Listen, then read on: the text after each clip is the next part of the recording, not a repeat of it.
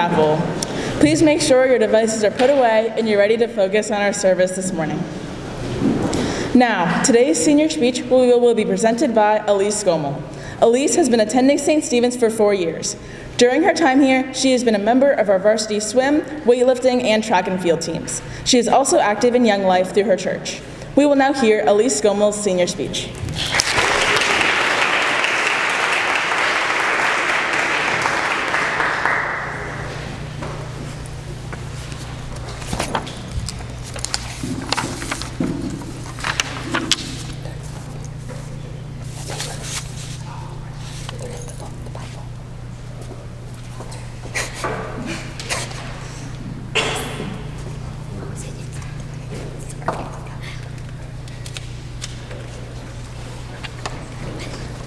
Sorry. Okay. I think everyone hears the phrase growing up that life isn't fair. Your younger self complains that something isn't fair because things aren't going your way, and the response you get from an adult is the typical, life isn't fair. This quote never truly meant something to me, though, until I experienced the hardships life puts you through. In 7th grade, my parents got divorced, and I remember so clearly that was the first time something truly bad had happened in my life. I was confused about why this was happening to me and my family, and I just wanted answers. But ultimately, everyone goes through hard things, and they shape us into who we are. My parents' situation was unfortunate, but it left me with no choice but to go with the flow. I would say this was my first big life-changing moment.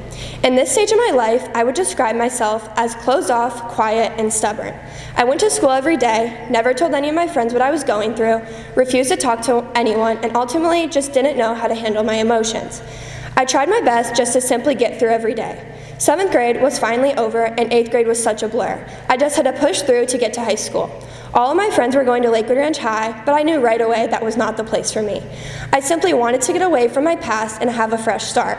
Typically, as I do, I made the spontaneous decision to come to St. Stephen's for high school. I think I knew maybe 2 people coming into the school, but that didn't scare me at all and made me more excited for my fresh start. No one knew me, no one knew my past, and I could essentially be whoever I wanted to be. Well, I thought this fresh start would be all I hoped for, but let's be honest, freshman year was hard. I wasn't super welcomed by the people I thought I'd be friends with. I missed my old friends more than I thought, and the curriculum was nearly impossible to keep up with. And then COVID happened. I had finally made friends and was getting into the swing of the hard work, and then we all got sent home for what we thought was a long spring break. COVID wasn't all that boring, though. I enjoyed staying home all day and hanging out with my neighbors. One thing that is important to know about me is that I love to be in control. Not necessarily of everyone else, but I like knowing what I am doing each second of every day. I'm a very routine person and get stressed when I get thrown off my schedule. This was what made COVID very challenging for me. No one truly knew what the next day held, but the one thing I could control was myself. I would wake up early, get all of my schoolwork done, work out, watch TV, and then basically do whatever I wanted for the rest of the day. Although this seems like a good thing, it led me down a spiral that I never wish to go back to. I developed an eating disorder going into my sophomore year of high school solely from my OCD. I would describe this time as the second major life-changing moment. Just like I did when my parents got divorced, I closed up, crawled back into my shell, and became someone I didn't know. Looking back on it, I think I was simply embarrassed to talk about it. I thought I was the last person that would go through something like this, and it made me so mad that it was me who had to struggle with this. There were times that I felt hopeless, but if it wasn't for my mom, the one person who has been with me through everything, I don't know how I would have conquered that. She managed to have a full-time job and get me to doctor's appointments twice a week. She talked to all of my coaches individually so I could get the best help I could get. She listened to everything I had to say and never let me go unnoticed, and has truly been my biggest supporter through everything. This was only the first half of sophomore year, though. I finally thought I was on the uphill of the hardest year, but then track came along. I was so excited because I was finally allowed to work out again and do one of the sports that I loved.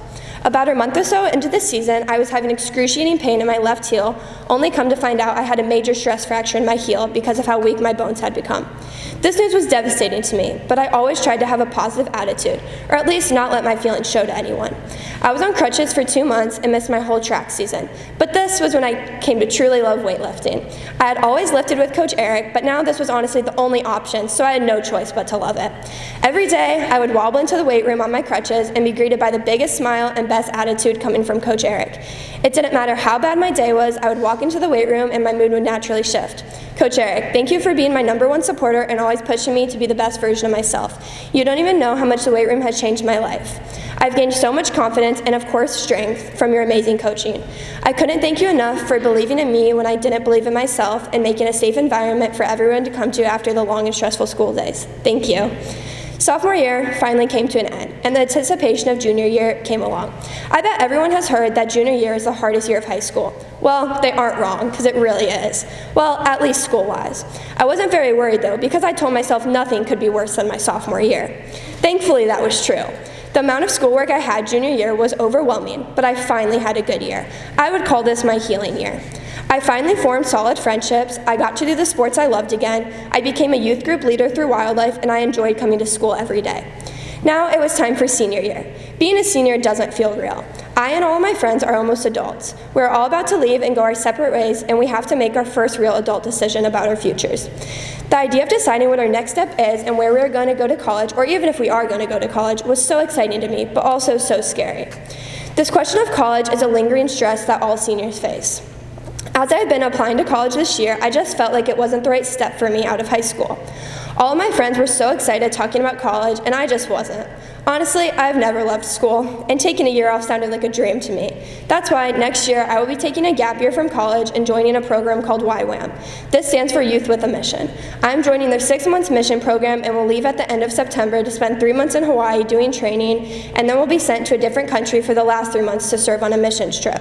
Although this isn't the traditional answer people give when someone asks them where they're going to go to college, this is my answer, and I'm super excited to see what my future holds. Just know that you don't have to follow this step-by-step itinerary that most people follow. It is okay to do your own thing and go down your own path. If writing this speech did one thing, it filled me with gratitude and made me realize how thankful I am for the people in my life. There are too many people I need to thank, but here are a few.